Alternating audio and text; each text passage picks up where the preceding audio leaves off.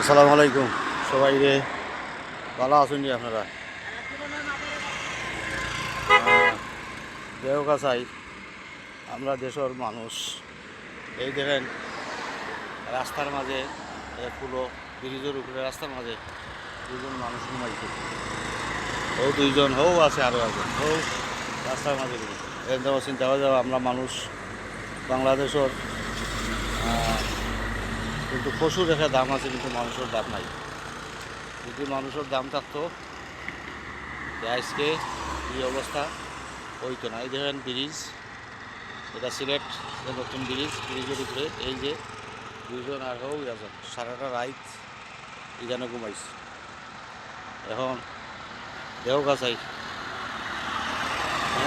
তারা এই অবস্থা দেখা বাড়িঘর নাই, বাড়িঘর যদি থাকতো তো আর এগুলা ঘুমায়নি।